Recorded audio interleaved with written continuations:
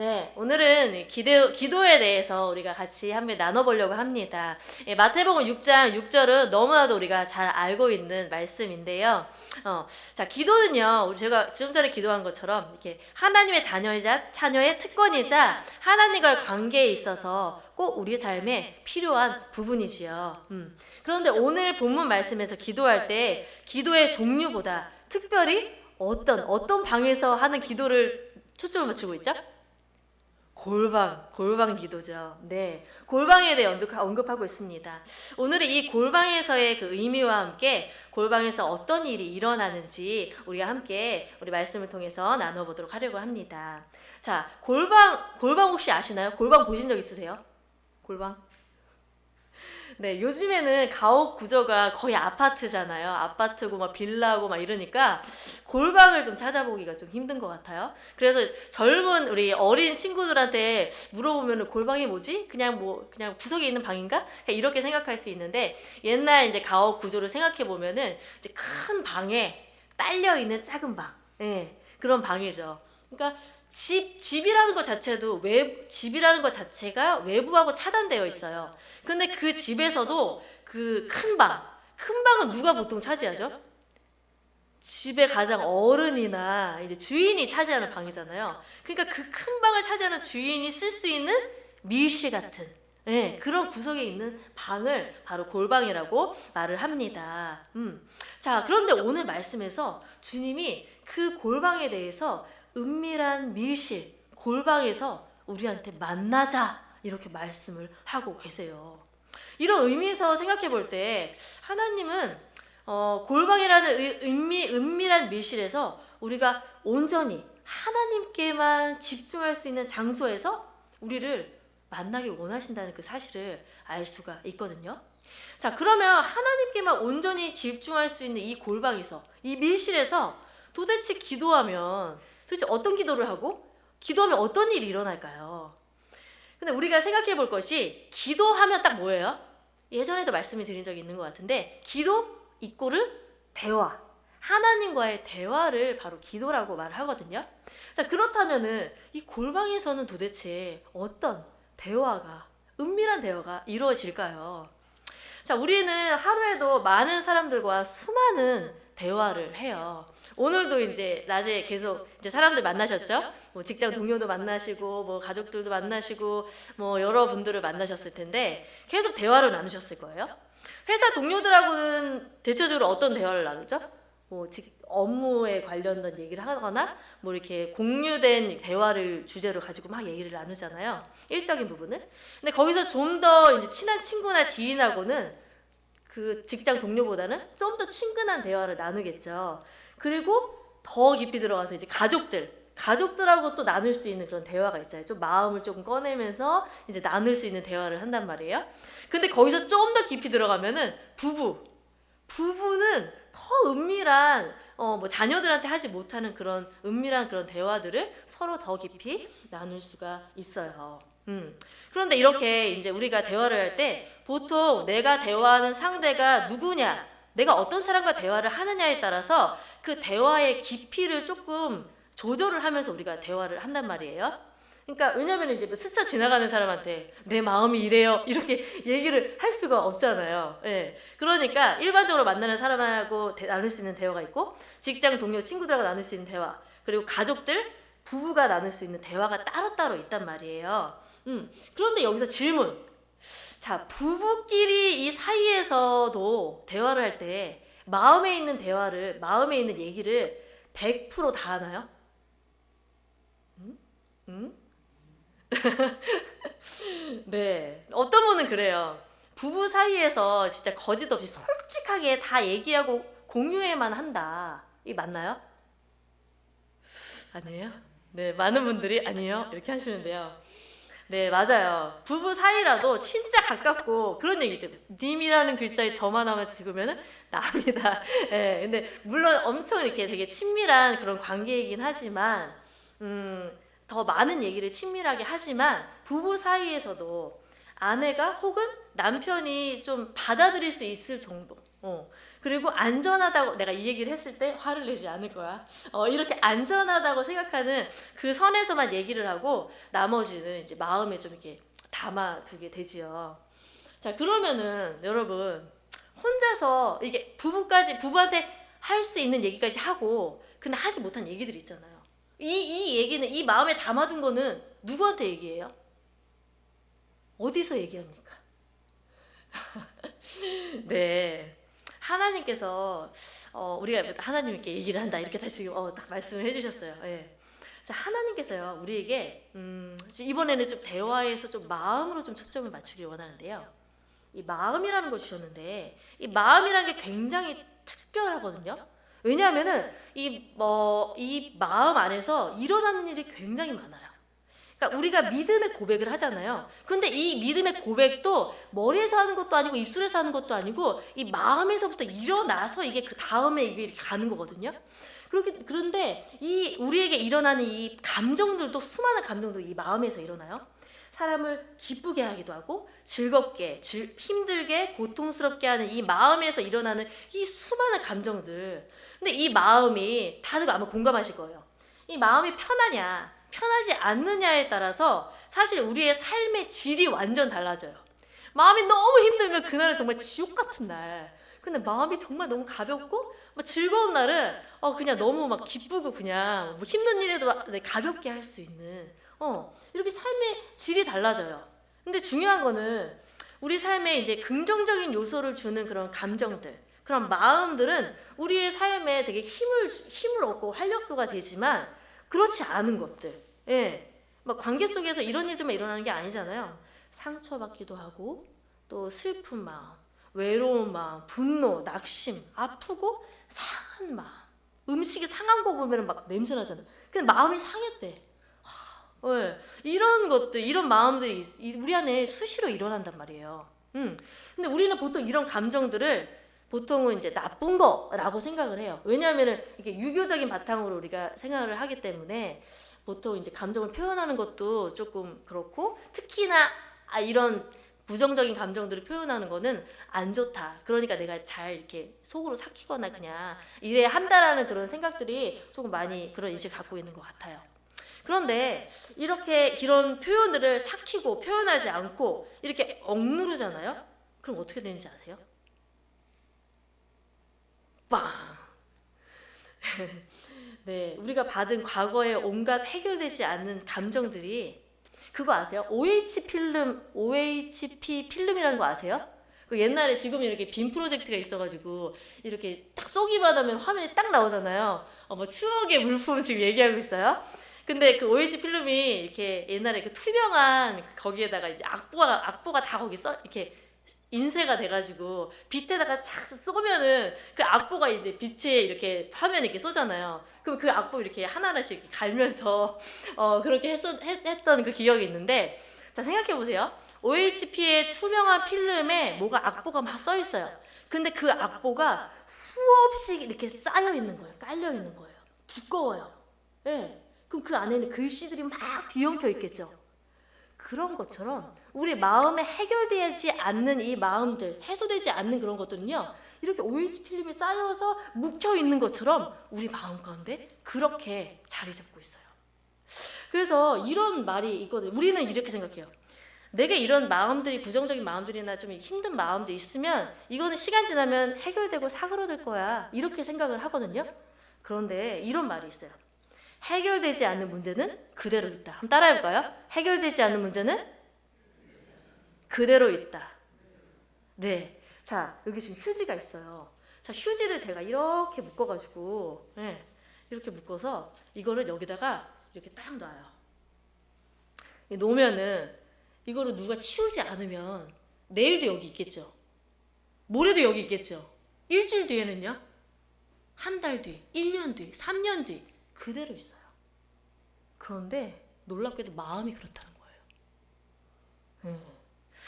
그렇기 때문에 참 이게 이 부정적인 감정들이 이게 해소가 안 되면 마음에 이게 막 쌓여서 우리 삶에 문제를 일으킵니다. 여러분들 그런 예전에 그런 거 화병 들어보셨어요? 화병?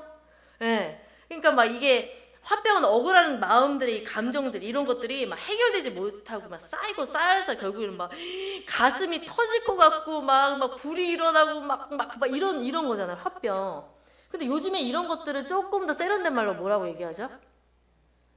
스트레스. 네, 스트레스. 네, 스트레스라고 말해요. 만병의 근원은 이 스트레스다. 사실 이 스트레스는 내 안에 해결되지 않는 마음의 문제들이 외부의 자극에 또 다른 외부의 자극으로 인해서 또 다른 그 힘든 마음을 낳게 되면서 점점 더 이게 극대화되는 거거든요. 그러니까 시대는 진짜 발전되고 우리 삶을 너무 편하게 해줘요. 너무 편하게 해주는데, 근데 요즘 수많은 사람들이 이 스트레스와 정신병에 시달리는 사람들이 너무나도 많잖아요. 뉴스에서 보면 사건 사고 일어나는 그런 문제들이 있는 사람들을 보면은 다 그런 영향을 받고 있는 거거든요. 자, 그러니까 이런 것들이 바로 우리 안에 있는 이런 부분들을 해소를 하지 못해서 그런 거거든요. 그러니까 힘들면은 우리가 힘들다, 아프면 아프다, 고통스럽다, 외롭다 이렇게 말할 수 있는 곳, 마음껏 그냥 말할 수 있는 곳, 그리고 마음을 알아주고 받아줄 수 있는 곳, 해결해 줄 수 있는 그 누군가가 없기 때문에 이렇게 우리가 계속 스트레스를 받으면서 해결하지 못한 상태에 이렇게 있는 거죠. 그렇다고 이거를 우리 가족들한테, 자녀들한테, 막 부부 사이에서 막 다 끄집어낼 수가 없잖아요. 왜 그러죠? 각자가 너무 힘들어. 각자가 너무 그 짐을 갖고 있으니까 너무 힘들고, 또 그것을 좀 담아주기에는 서로 그만큼의 넉넉한 그릇이 조금은 되기 힘든 그런 상황, 사회적인 그런 분위기인 것 같아요. 그래서 결국 어느 누구하고도 나눌 수 없고 공감받을 수 없는 이렇게 힘듦, 아픔, 슬픔 막 이런 것들이 우리 각자 이 마음에 고스란히 담겨 있는 거예요. 그런데 이거를 우리는 보통 어떻게 해요? 이거를 다 그냥 에이 세상이 다 그런 거지 뭐 하면서 이렇게 막 그냥 안에다 이렇게 놓고 그냥 괜찮은 척, 힘들지 않은 척, 그냥 안 아픈 척 이렇게 하면서 살짝 이렇게 그냥 나 괜찮아요 이렇게 가면 쓰면서 이렇게 살아가는데 조금 익숙해져 있는 경우가 좀 많이 있는 것 같아요. 그런데 제일 안타까운 건 아까 이제 제가 이거 어떻게 해결하죠? 라고 했을 때 하나님 이렇게 얘기를 하셨는데, 예. 그러니까 우리가 믿음의 사람들조차도 때로는 이걸 정말 하나님한테 다 쏟아내야 한다는 거를 알면서도 그렇게 쏟아놓지 못할 때가 많이 있는 거예요. 그래서 이 감정들을 어떻게 해결해야 될지 모르는 거야. 그래서 믿는 사람들조차도 가면을 쓰고 그냥 괜찮아요 이렇게 하는 경우가 많이 있어요. 그런데 그런 모습을 주님이 보실 때 그게 건강한 모습일까요? 아닐까요? 건강하지 않은 모습이죠. 네. 왜냐하면 우리가 아무리 나의 상처와 아픔과 막 이런 것들을 다른 사람한테 피해를 주지 않기 위해서 숨기고 괜찮은 척 가면을 쓰고 살아도 이런 해결되지 않는 것들이 우리 마음에 더 깊은 상처로 돼서 다른 형태로 나타나요. 다른 형태로. 어떻게 나타나는지 아세요? 일상에서 자녀들과의 짜증 섞인 대화를 통해서 나타나고요. 가까운 사람들에게 화와 분노를 터뜨림으로써 나타나고요. 그리고 엉뚱한 사람들에게 막 이제 막 험담하고 미워하고 화풀이하고, 그리고 막 걱정, 염려가 막 끊이지 않고 두렵고 막 이런 것들을 막 마음에 담아두고, 그러면서도 막 미안한데 계속 나도 모르게 계속 그렇게 되는 거야. 그러니까 그런 같은 패턴이 계속 이루어지면서 죄책감도 느끼고 또 수치심도 느끼고 여러 가지 이런 똑같은 패턴이 계속되는 이런 것들이 어떻게 됩니까? 결국에는 하나님의 자녀로, 하나님의 뜻대로, 말씀대로 우리를 살지 못하게 발을 꽉 묶고 있는 거예요.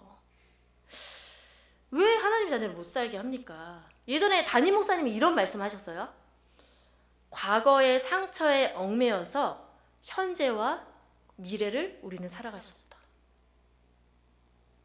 말씀을 따라가고 살아가고 싶은 생각은 있는데 이 상처만 제 아시는 분은 이렇게 얘기를 하더라고요. 버럭 버튼. 각자 버럭 버튼이 있는데 그 버튼이 살짝 그 상처만 살짝 건드려줘도 딱 바로 올라오는 거예요. 그러니까 이 상처만 건드려지면은 말씀에 반응하는 게 아니라 내 안에 있는 묶여있는 상처, 죄책, 두려움, 수치, 괴로움으로 즉각적으로 반응을 하는 거예요.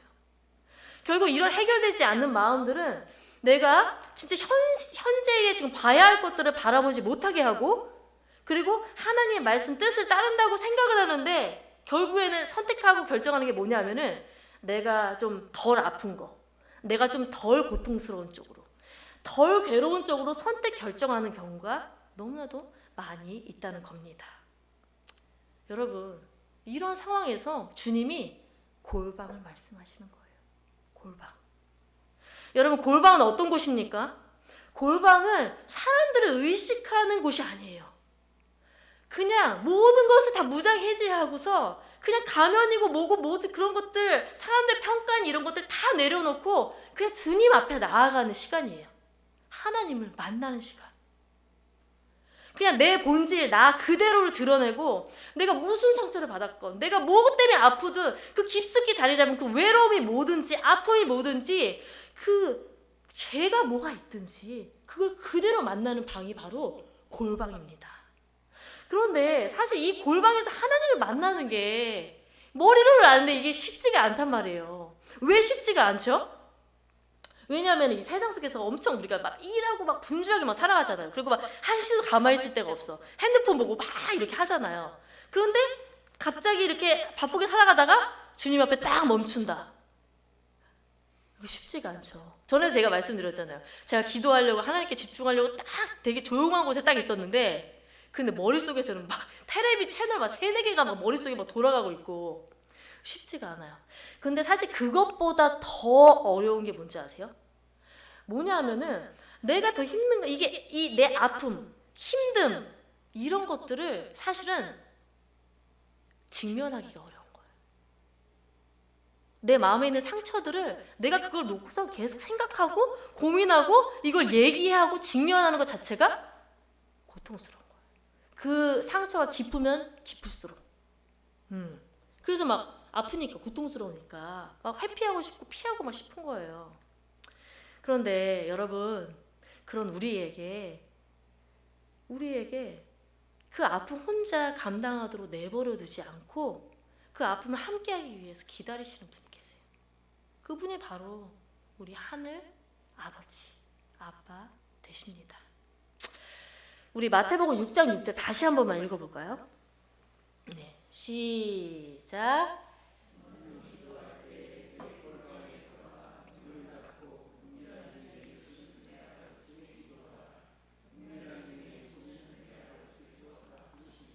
네, 여기 보면은 은밀한 중에 계신 내 아버지, 은밀한 중에 보시는 내 아버지 이렇게 나오거든요.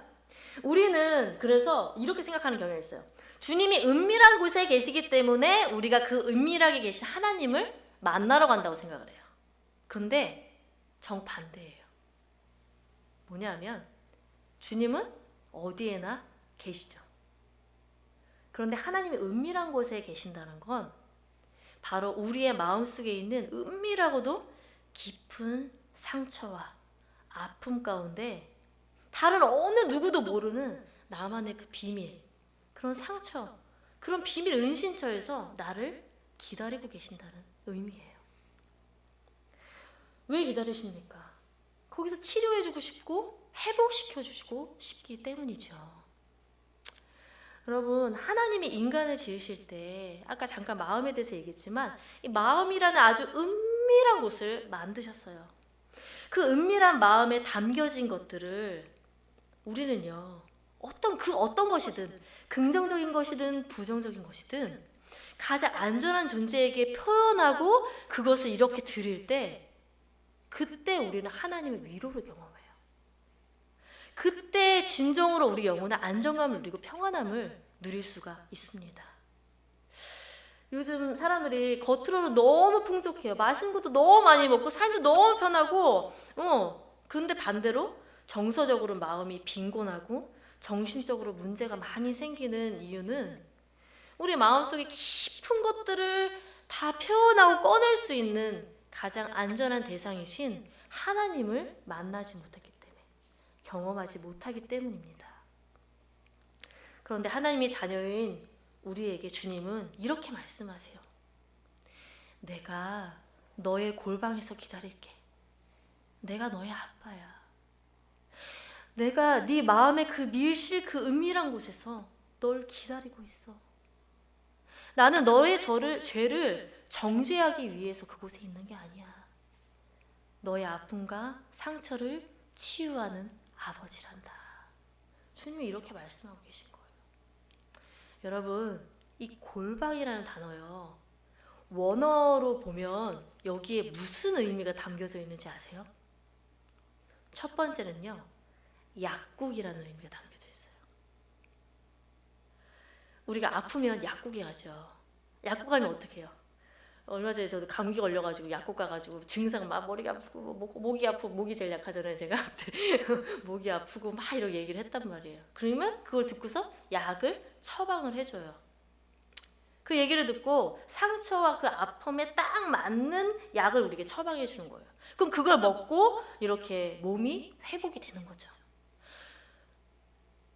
주님이 우리의 약사, 의사 되십니다.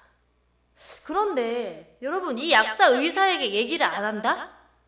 주님께 내 아픔의 문제, 힘듦의 문제, 고통의 문제를 얘기 안 한다? 그러면은 뭘까요?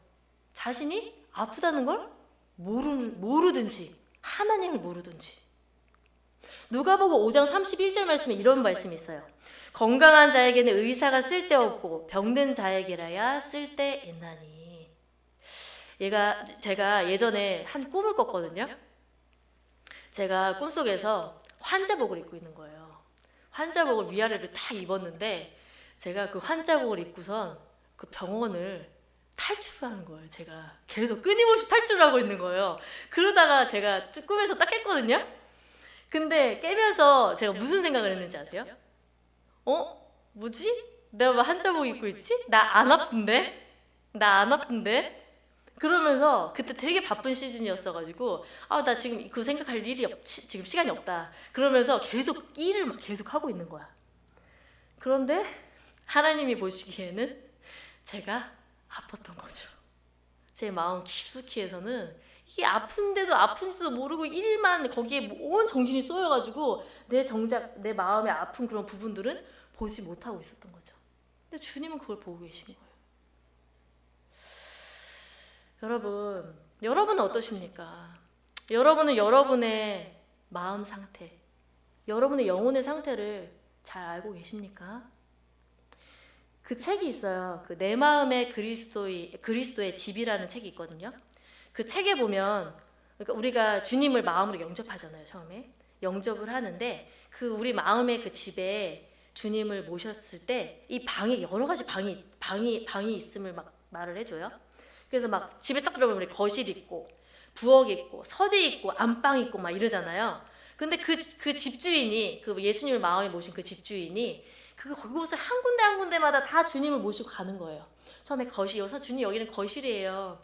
여기는 막 부엌이에요. 막 그러면서 막 예수님을 막 이렇게 계속 그 방에 이렇게 모시면서, 근데 거기서 막 약간 조금 주님이 보시기에 기뻐하지 않으시는 것들이 막 있잖아요. 그러면은 주님이랑 이제 주님이 이곳을 좀 다스려 주세요 하면은 주님께서 그때부터 거기를 막 다스려 주시고 막 함께 하시는 거예요.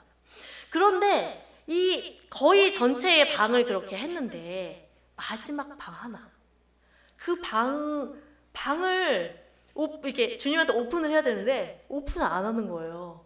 그러니까 주님이 그 방문 앞에서 이렇게 기다리고 계시는 거예요.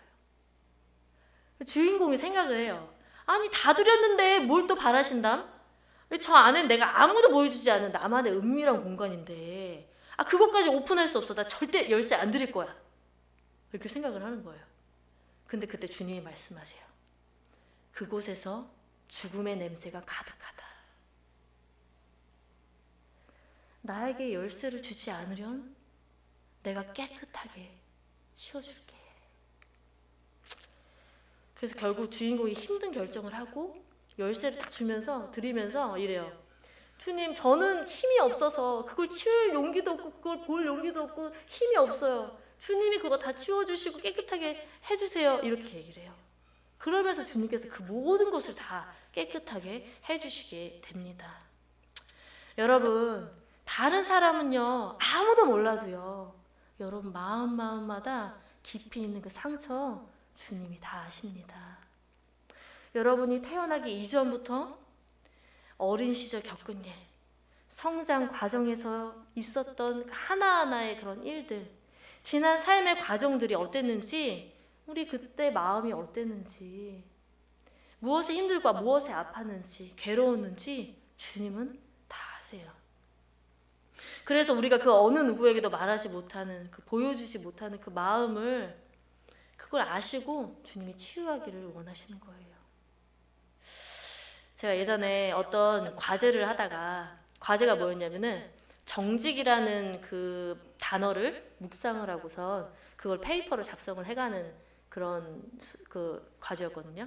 근데 제가, 저희 아버지께서 굉장히 정직하신 분이에요. 그래서 사람은 정직해야 돼. 손해를 보더라도 정직해야 돼. 이 말을 되게 많이 하셨어요. 그래서 저는 이제 정직하게 살아야 된다. 이런 부분들이 딱 이제 박혀 있는 사람이어가지고 나는 정직하게 살았다고 자부하는 사람이다. 이렇게 생각을 하고서 너 이번 과제 너무 쉬운데? 라고 생각을 하고서 그 정직이란 단어를 딱 마주보고 있는데, 근데 기분이 이상한 거예요. 뭐지? 나 분명히 정직하게 살았는데 이 마음에 뭔가 이 찜찜함은 뭐지? 뭔가 있는 것 같은 거예요. 찜찜한 부분이 있는 거예요. 뭐지? 주님, 이게 뭘까요? 이 기분이 뭘까요? 그러면서 그걸 가지고 계속 기도를 하고 있었어요. 근데 그때 어떤 느낌을 받았냐면은, 주님이 저하고 이렇게 얼굴을 마주하면서 눈을 마주치면서 이렇게 막 제 기도를 이렇게 막 이렇게 들으시면서 이게 아니라 전혀 다른 곳을 보고 계시는 것 같은 느낌이 드는 거예요. 뭐지? 주님이 어디를 보고 계시지? 주님의 시선이 어디 있지? 그러면서 거기 쫓아가다 보니까 거기에 뭐가 있는지 아십니까? 제 인생을 거슬러 올라가다 보니까 제가 제일 아팠던 상처들, 그러니까 저조차도 현재 시점으로 기억하지 못하는 과거, 아니 기억하기 싫어서 꾹꾹 눌러 놓았던 거, 숨겨놓았던 거, 그걸 주님께서 보고 계신 거예요. 아주 슬픈 눈으로. 그 아픔, 상처가 주님과 제 사이를 가로막고 있다는 것을 깨닫게 해주셨어요. 그러면서 주님이 말씀하시는 거예요. 나한테 다 얘기해. 숨기지 말고, 하나도 빠뜨리지 말고, 힘들었던 거 다 얘기해. 얘기해도 돼. 내가 널 치료해 줄게. 저는 과거에 묵혀있던 그 상처와 아픔, 꺼내지 못했던 그것들, 위로받지 못했던 그 마음들, 그런 것들을 그때부터 하나님한테 막 얘기하기 시작하는데, 어린아이가 돼서 얘기를 한 거예요. 하나님, 저 그때 진짜 아팠어요. 저 그때 진짜 힘들었어요. 하나님, 저 그때 너무 외로웠어요. 너무 고통스러웠어요. 하면서 하는데 막 눈물이 막 펑펑 쏟아지는 거예요. 그러기를 진짜 일주일 넘게 했던 것 같아요. 한두 개였겠습니까? 아까 그 레이어가. 근데 그렇게 막 토해내면서 울면서 하나님께 고백하면서 막 그렇게 할 때, 그때 주님이 세상에서 줄 수 없는 위로와 평안을 주시더라고요. 여러분, 정말 신기하게도요, 주님이 만지신 곳은요 더 이상 아프지 않아요. 만약에 만지셨는데 아프다, 아직 덜 꺼낸 거예요. 덜 꺼낸 거. 여러분, 하나님 앞에서 정직한 게 뭘까요? 내 있는 모습 그대로 하나님 앞에 나가는 거예요. 하나님 앞에서 우리가 직면하는 게 뭐예요? 내 아픔이 너무 고통스러워서 피하는 게 아니라, 내 아픔이 너무 고통스러워도 그거 가지고 하나님 고쳐주세요 하고 하나님의 그 수술대 앞에 나가는 거예요.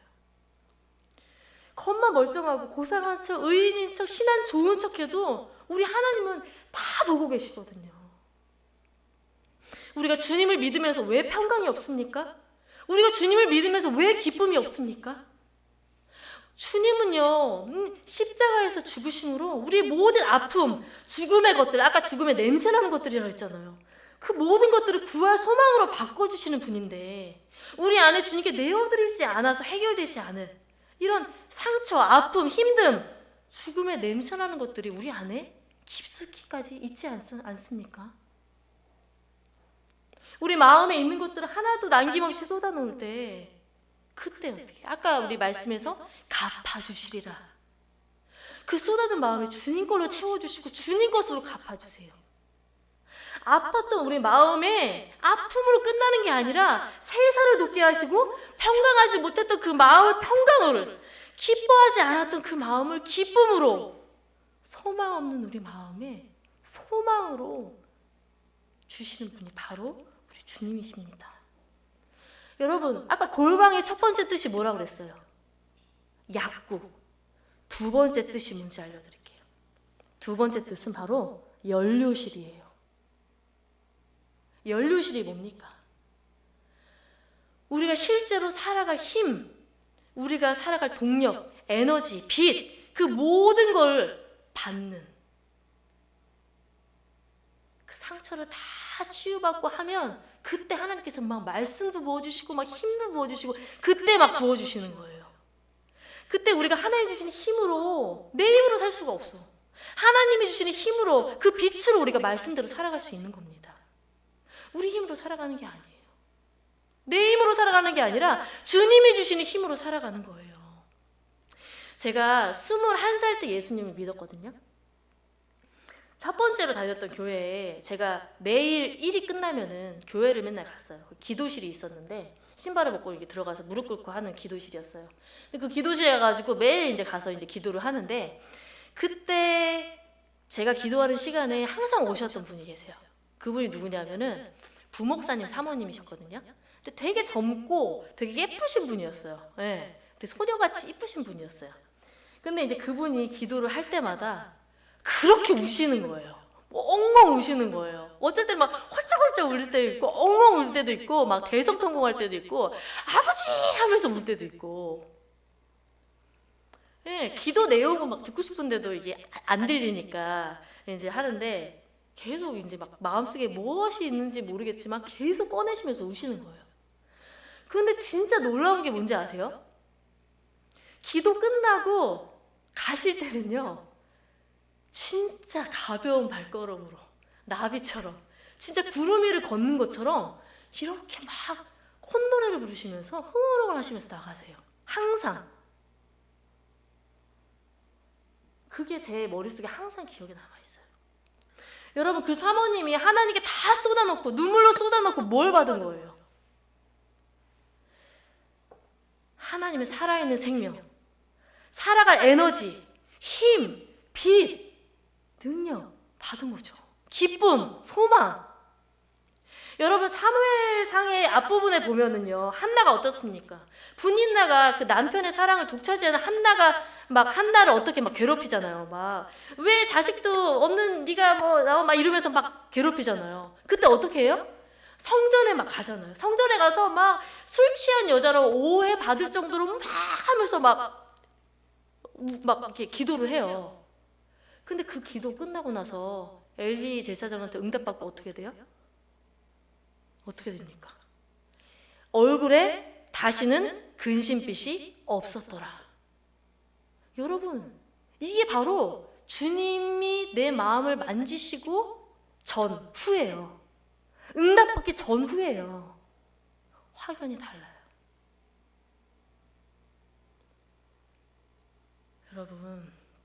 여러분은 어떻습니까?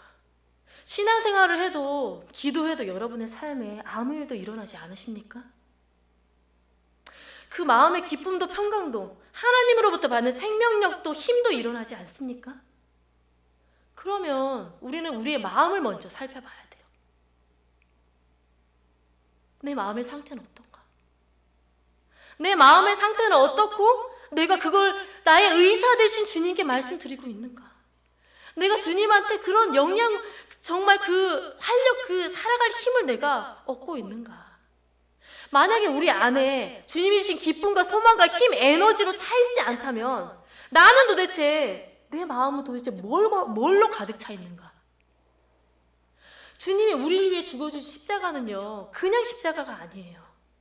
우리의 아픔, 슬픔, 고통, 괴로움, 그 죽음의 자리까지 우리를 위해 죽으시고 생명의 부활로 살아나신 주님이세요. 그게 무엇을 의미하는지 아십니까? 내가 이렇게 널 살릴 거야. 내가 이렇게 너를 회복시킬 거야. 아무리 죽은 것 같은 냄새나는 그런 고통 가운데 있다 할지라도 내가 소망으로 바꿀 거야.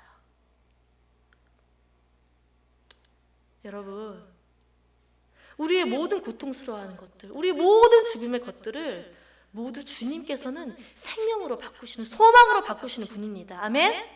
아멘. 예수 그리스도 그분이 말씀하세요. 마태복음 11장 28절에 수고하고 무거운 짐진 자들아 다 내게로 오라. 내가 너희를 쉬게 하리라. 여러분, 주님의 십자가 앞에 하나하나 우리의 그런 것들을 다 내려놓기 전까지 우리의 마음은 절대 치유되지 않아요. 회복되지 않아요. 그러나 우리의 그 모든 짐과 상처, 아픔, 외로움, 힘듦 하나님께 하나하나 다 꺼내놓을 때 쏟아놓은 그 자리마다 주님께서 약을 발라주시고 치유하시고 아버지의 사랑으로 힘을 얻고 그때 우리가 하나님의 자녀로 말씀대로 살아갈 줄 믿습니다. 아멘. 우리 함께 아까 불렀던 찬양 너 예수께 조용히 나가 우리 1절만 부르고 우리 같이 기도하도록 하겠습니다.